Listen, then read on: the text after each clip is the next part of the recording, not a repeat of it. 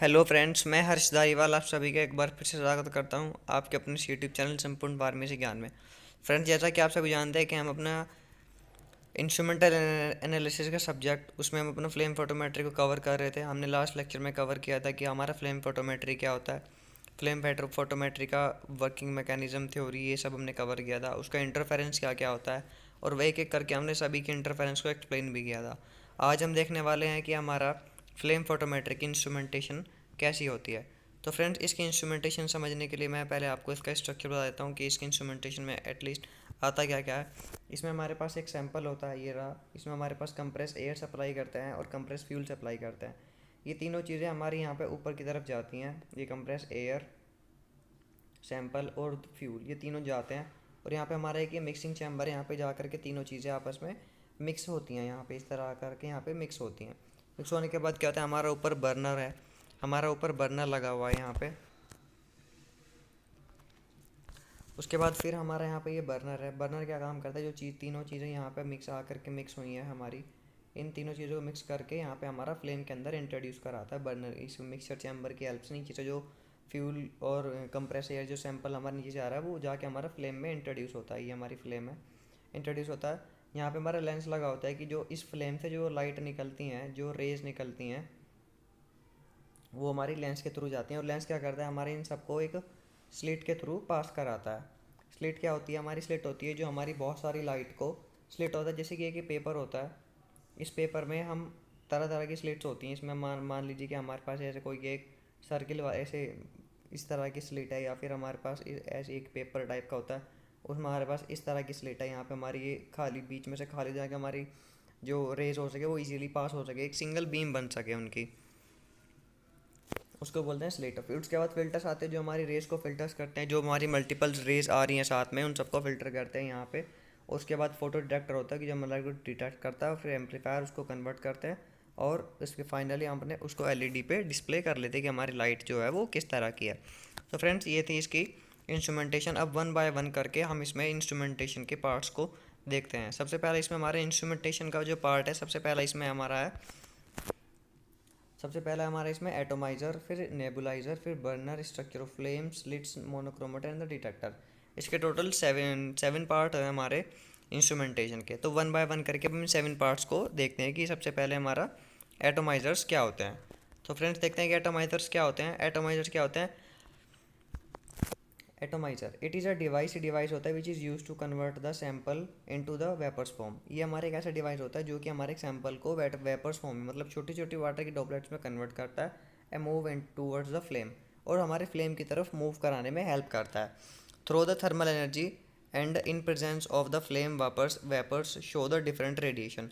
अभी जो वेपर्स होते हैं, जो वेपर्स होते हैं हमारे सैंपल में काफ़ी सारी चीज़ें प्रेजेंट होती है, और यही सैंपल हमारा वेपर्स की फॉर्म में कन्वर्ट होता है। तो जिसकी वजह से क्या होता है, हमारे जो वेपर्स होते हैं ये तरह तरह की रेडिएशन को शो करते हैं जब ये फ्लेम के अंदर इंट्रोड्यूस किए जाते हैं।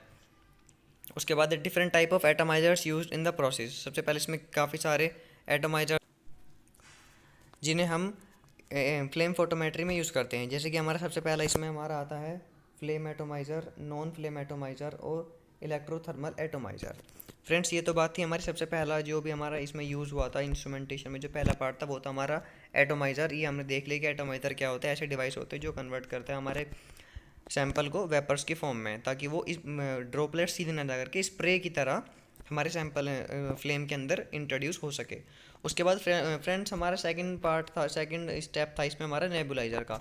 अब नेबुलाइज़र क्या होता है? नेबुलाइज़र होता है फ्रेंड्स हमारा मिक्सिंग चैम्बर, जिसमें आपने देखा था ऊपर के डायग्राम में। अगर मैं आपको एक बार इंस्ट्रूमेंटेशन दिखाऊँ, यहाँ पे हमारा ये, यहाँ पे देखिए जो हमारा मिक्सिंग चैम्बर है, हम इसी को नेबुलाइज़र कहते हैं। इसमें क्या होता है, हमारे इधर से सैंपल आया, इधर से हमारी एयर गई, और इधर से हमारा फ्यूल गया। ये तीनों यहाँ पे जा करके मिक्स हो जाती हैं। इसको बोलते हैं अपना नेबुलाइज़र। जो हमारे सैंपल्स को मिक्स करने का काम करता है उसको बोलते हैं नेबुलाइज़र। तो देखते हैं फिर ये क्या काम करता है हमारा। It is a device use for the introduction of sample into the flame, the process is called the nebulization. जो ये हमारा फ्लेम के अंदर जो सैंपल को इंट्रोड्यूस कराते हैं उसको बोलते हैं, ये डिवाइस होता है जो हमारे इंट्रोडक्शन कराता है सैंपल का फ्लेम के अंदर। इस प्रोसेस को बोलते हैं नेबुलाइजेशन। तो अब हम काफ़ी सारे मेथड्स यूज़ करते हैं नेबुलाइजेशन के लिए। जैसे कि हमारा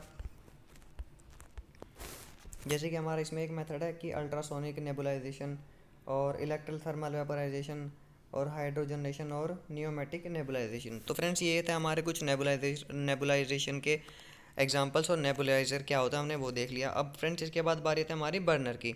ये बहुत ही एक थोड़ा सा इंपॉर्टेंट हो जाता है, क्योंकि बर्नर इसमें मेन चीज़ है, क्योंकि फ्लेम के ऊपर ये पूरी डिटर्मिनेशन बेस्ड है। तो सबसे पहले देखते हैं कि बर्नर क्या होता है। ये डिवाइस होता है, it is a device which is use for producing the flame by the combination of fuel and oxidants. ये एक हमारा ऐसा डिवाइस होता है जो कि हमारा फ्लेम को प्रोड्यूस करने में हेल्प करता है by the combination of fuel and oxidant.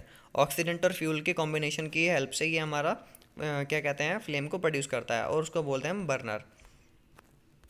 उसको बोलते हैं बर्नर। सम कॉमनली यूज्ड बर्नर इसमें अब इसमें हमारे कुछ डिफरेंट टाइप्स के बर्नर यूज़ किए जाते हैं। सबसे पहले इसमें आता है मैकर बर्नर, दूसरा आता है टोटल कंजप्शन बर्नर, और शायद इसमें ये हमारे दो तरह के बर्नर इसमें हम इसको यूज़ करते हैं। तो सबसे पहले इसे अपने देखते हैं कि मैकर बर्नर किस तरह के होते हैं। तो इस टाइप के बर्नर में this burner is use in the past. इस तरह के बर्नर जो होते हैं हमारे पास्ट टाइम पे यूज़ किए जाते थे। It utilize the natural gas and oxygen to produce the flame of the low temperature.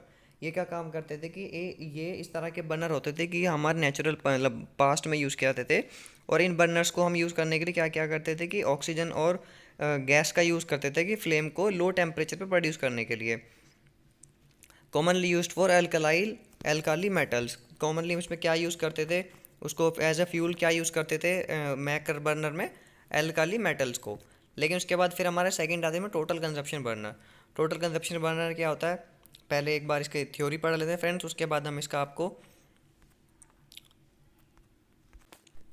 चलिए फ्रेंड्स सबसे पहले देखते हैं टोटल कंजप्शन बर्नर क्या होता है। टोटल कंजप्शन बर्नर क्या होता है। Total consumption burner utilize the hydrogen and oxygen gas and oxidants. ये हमारा ऐसा बर्नर है जिसमें अपने हाइड्रोजन गैस को और ऑक्सीजन गैस को क्या करते हैं, और ऑक्सीडेंट को साथ में इन तीनों को मिक्स करके एज अ फ्यूल की तरह हम इसको यूज़ करते हैं।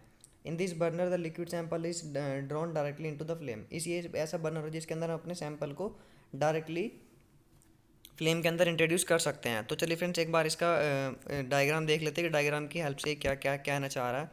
देखते हैं फ्रेंड्स ये एक हमारा स्ट्रक्चर है टोटल कंजप्शन बर्नर का। यहाँ से हमारा नीचे से हमारा सैंपल इनलेट हो रहा है, मतलब हमारा सैंपल जो नीचे से डायरेक्टली इंट्रोड्यूस हो रहा है।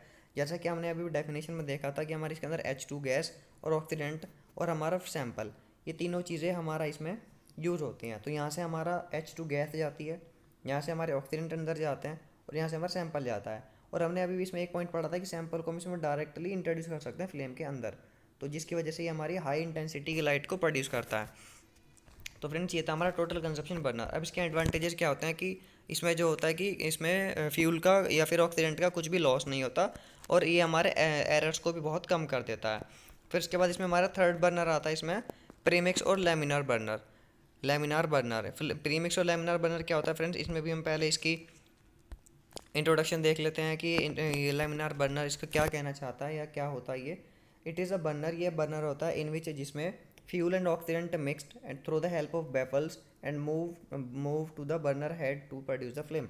इसमें क्या होता है फ्रेंड्स, हमारा इसमें जो फ्यूल होता है और जो हमारा ऑक्सीडेंट होता है, इसको हम क्या करते हैं, मिक्स करते हैं बेफल्स की हेल्प से, जो कि हमारा, और फिर वो जो मिक्स हुआ है बेफल की हेल्प से, जो हमारे फ्यूल ऑक्सीडेंट मिक्स हुआ है वो हमारा मूव करते हैं बर्नर के हेड की तरफ, जहाँ पे वो हमारा फ्लेम को प्रोड्यूस करता है।